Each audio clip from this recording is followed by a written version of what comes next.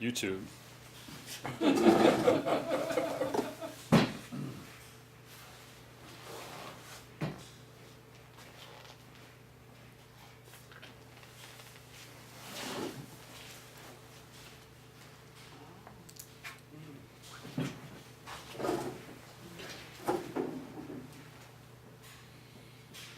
All right, my most miserable hike. I'm talking about day 15 of about 39 days on the Pacific Crest Trail in 1975.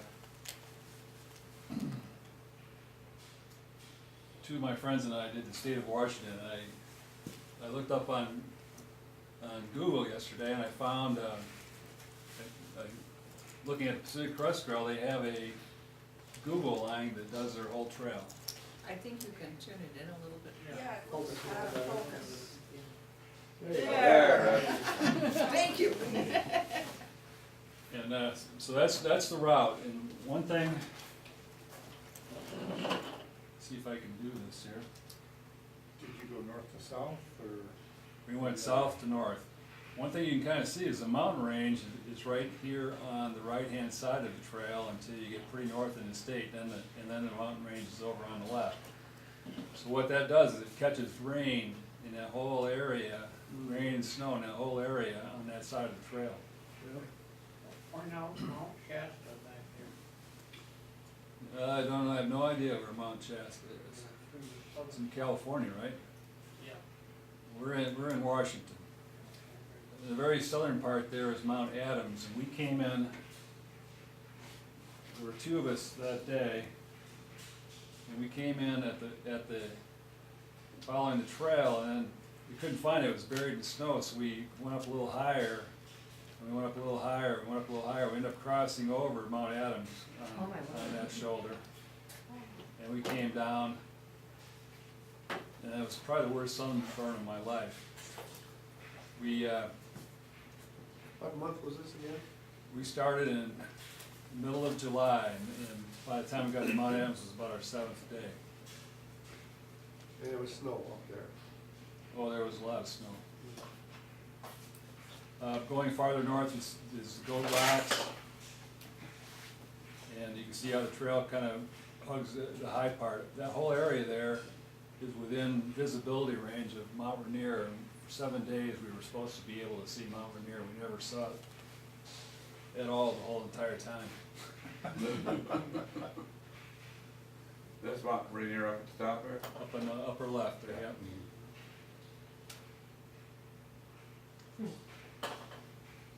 Here we are early on in our trip hiking along. All the latest gear. Golf with you? Yeah. Had a 9-month-old dog with us. And that is a picture of that's a picture of Mount Adams. As we got closer, had a lot of snow flashing off that day. That's cool. Where does the trail go on that? It goes at the base of it. Unless you Down did it the base of it? unless you did it the way we did it, we went over the shoulder, which is the lower shoulder there, not anything higher than that. And what is that at the top? Is that like a, Snow flashing off yeah, I've never seen into that. a cloud. That's cool, okay. And that's a gorgeous picture. Here's what the weather looked like a lot of the time on that side of the mountains. It's misty. We were in a cloud.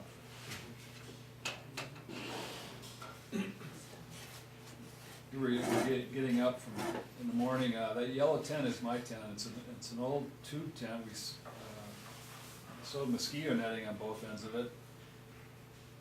Very lightweight, about a pound, but it also is a very good water condenser. So if you breathe on the inside walls, it would make water droplets and drop them onto your bag. We were all using down, so it would stay pretty wet the whole time unless we got chances to dry it out. Yeah, One of us, I think that's probably me down there hiking across on a snowfield. that's a nice photo. You see way off in the distance here is one of the third man in our group. It's red plaid Larry, early on.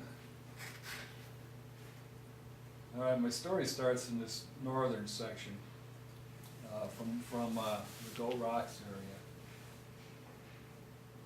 We had a 15-mile day scheduled, and I was reading the guidebook just a couple days ago, and it says that this whole area down in here is a lot of mud. Well, it was definitely a lot of mud. Where'd my we stopped and had lunch, and I accidentally left my sunglasses behind, so about a mile and a half later I realized I didn't have my sunglasses on anymore, so I put my pack down, walked back a mile and a half, got them. So I already have 3 miles over my 15-mile budget. And then I got up into this area, and I accidentally made a right-hand turn on some side trail and went for about a mile up that way. And it was pretty distinctive because there was a lot of water running off the top of this cliff right here, like little waterfalls all along this ridge. And then you end the day with an uphill, and so I was beat. 20 miles that day. The guys were all way ahead of me. I hadn't seen them since I lost my sunglasses at lunchtime,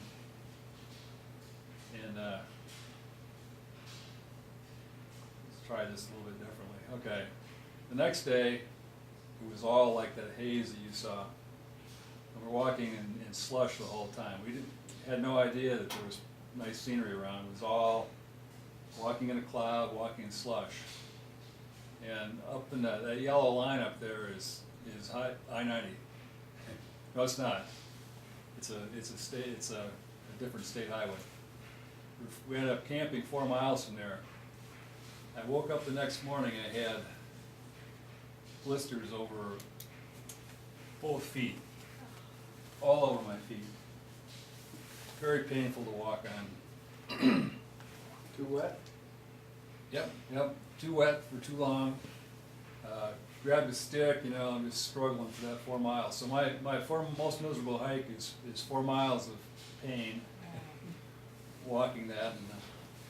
And we got to that road, and I said, I'm gonna stop here. You guys can keep on going. I hitched a ride back to our car. My mom's a nurse, and she knew instantly what it was. It was trench foot, and her brother had it in World War II. He was in the hospital for 9 months. So it can get very bad, and it's basically a fungus.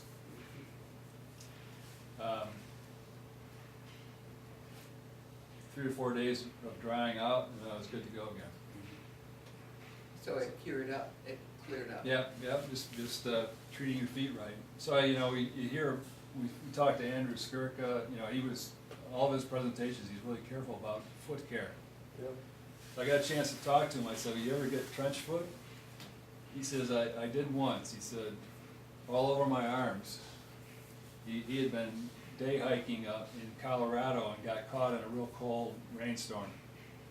And he tried to take a shortcut, and it didn't work out for him. He had to come all the way back and go around, and by the time he got done, it was just too much exposure to the cold and rain. And it said it took him a month for that to go away. So it's something that you don't hear much about. And he was pretty aware of it, but all the stuff that he does, walking in water all the time, I had to ask him. Yeah, gotta be careful. So we're back on the trail, and then, so I took the picture of my buddy in the upper right-hand corner. He took the one of me in the lower left. The one in the lower left kind of shows the depth of the field, but he got the spectacular picture back there.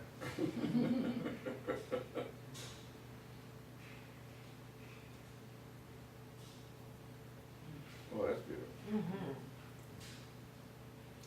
We made it to the Canadian border, skinnier than we started with. We started out at, not too much skinnier. So how old were you 75 was almost 24. That's the end of my story. What was the whole distance of, you were saying 50 miles a day? What was Well, it the was total? 15 miles that day. Right, but It what was 450 miles total.